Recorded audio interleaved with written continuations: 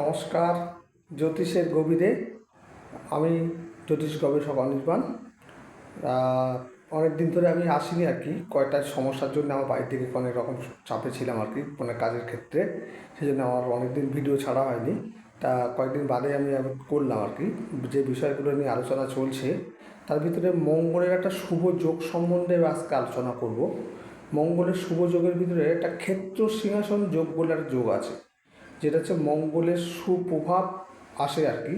সেই মঙ্গলটা খুব স্ট্রং থাকতে হয়। স্ট্রং থেকে যদি লগ্নের কোনো ব্যক্তির লগ্নের ষষ্ঠে অথবা সপ্তমে, ষষ্ঠ যে ঘরটা লগ্ন থেকে পড়বে সেই ঘরে এবং বা সপ্তমে যদি মঙ্গল অবস্থান করে, সেক্ষেত্রে সেই ব্যক্তির লগ্নের উপরে মঙ্গলের একটা পূর্ণ দৃষ্টি পড়ে।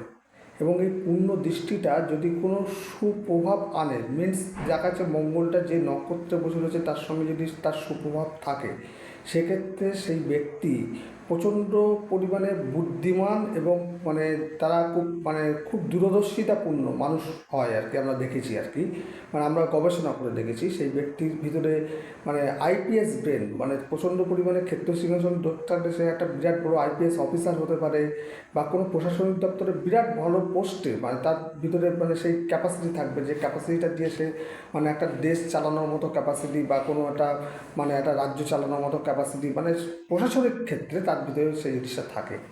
এবং এই জিনিসটা খুব ভালো যোগ, কিন্তু এই যোগটা অনেকের থাকার পরেও সেও দেখা যাচ্ছে কোনো খারাপ কাজ করে বেড়াচ্ছে, সেই যোগটা বা সেই মেরিটিয়াস সেই ব্যক্তি হয়েও সে দেখাচ্ছে নোংরা কাজকর্ম করে বেড়াচ্ছে। এই কাজটার কারণটা হচ্ছে সেই ব্যক্তির বৃহস্পতি ভালো নয়।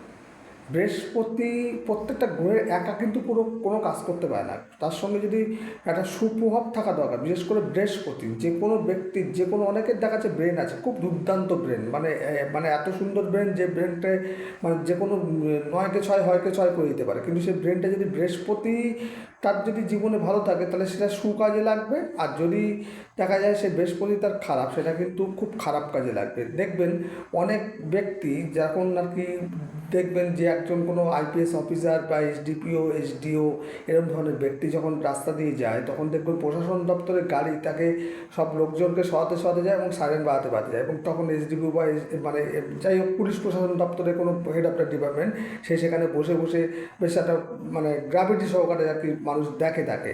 আবার দেখবেন একই ব্যক্তি ওই ব্রেনই কিন্তু তার ভিতরে আছে, বা সেম ব্রেন, একই কাজ, একই সব কিছু, সেই ব্যক্তি যাচ্ছে, তার সামনে কিন্তু সাইরেন যাচ্ছে বাজাতে, পুলিশ সামনে বসে রয়েছে, রাস্তা সরাতে যাচ্ছে, এবং সে দেখবেন সে ভিতরে বসে রয়েছে হ্যান্ডকাপ পরে।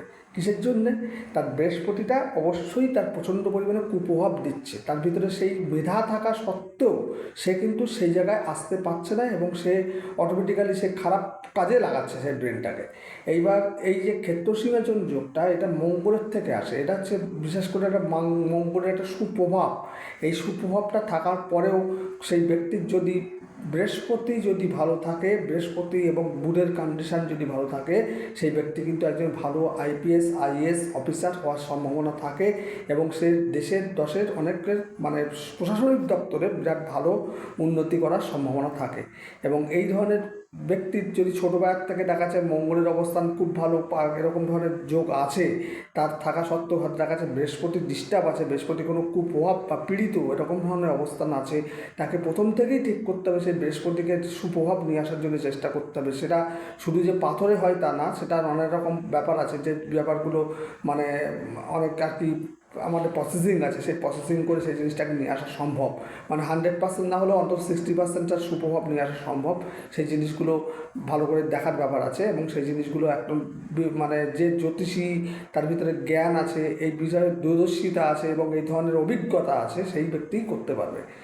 আর এই বিষয়টা নিয়ে আজকে জানালাম ক্ষেত্র সিংহাসন যোগ। এই যোগটা খুব ভালো যোগ এবং বিরল যোগ। এই যোগটা খুব সবার থাকে না, কিন্তু মঙ্গলকে অবশ্যই কোনো ভালো অবস্থান থেকে তাকে দৃষ্টি দিতে হবে। মিন্স যেটাকে সে যে নক্ষত্রের উপরে বসেছে সেই নক্ষত্রের সঙ্গে একটা কানেকশান খুব ভালো থাকা দরকার, এবং সেই নক্ষত্রটা সেই ব্যক্তিরও খুব ভালো থাকা দরকার। সেখান থেকে যদি তার সেই লগ্নের দৃষ্টি দেয়, বিশেষ করে ষষ্ঠভাবে থেকে মঙ্গল অষ্টমভাবে দৃষ্টি দেবে, সেটা হচ্ছে লগ্নে পড়বে, এবং সপ্তমভাবে পড়লে তো সেই সপ্তম থেকে লগ্নে পূর্ণ দৃষ্টি দেবে। এই দৃষ্টিটার জন্যে হচ্ছে মানুষ একটা খুব ভালো জিনিস মানে পায় বা মেধাটা পায় এবং সে একটা ভালো জায়গায় যেতে পারবে। তা এই বিষয়টা নিয়ে আলোচনা করলাম। আর রিসেন্ট আমরা দেখছি মানে ফেসবুকে বা আদার্স জায়গায় মানে কয়েকজন জ্যোতিষীদের ভিতরে প্রচণ্ড আর কি মানে সমস্যা আর কি, যাদের নিজেদের ব্যক্তিগত ব্যাপারকে নিয়ে জ্যোতিষশাস্ত্রটা খুব মানে খুব একটা বাজে জায়গার দিকে যাচ্ছে আর কি বিষয়টা নিয়ে। তা আমার মনে হয় এটুকু আমার বলা উচিত কিনা জানি না, তাও আমি বলছি প্রত্যেককেই একটা ভাবা দরকার। কেউ কিন্তু আমরা সবাই সব কিছু জানি না।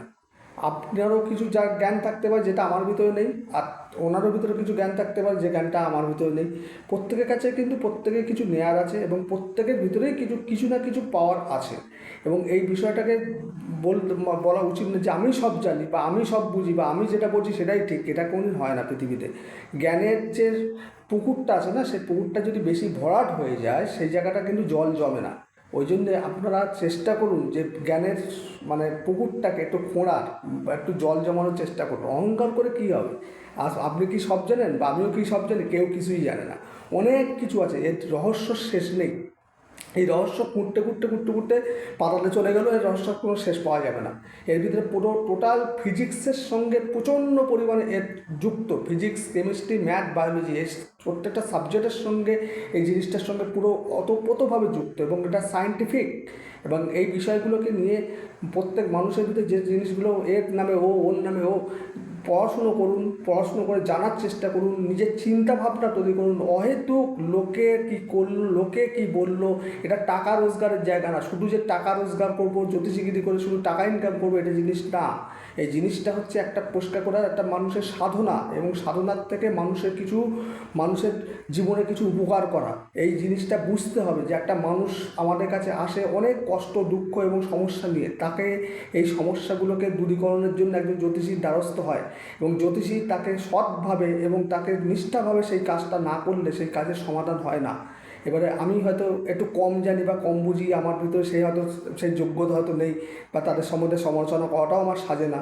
তা দয়া করে বলবো তারা একটুখানি নিজেদেরকে সংযত করুন, সবাইকে সম্মান দিন এবং প্রত্যেকটা জিনিস সুস্থভাবে নিয়ে যাওয়ার চেষ্টা করুন। ধন্যবাদ, ভালো থাকবেন। যদি কোনো খারাপ লাগে, অন্যায় কথা যদি বলে থাকে আমাকে ক্ষমা করবেন। নমস্কার।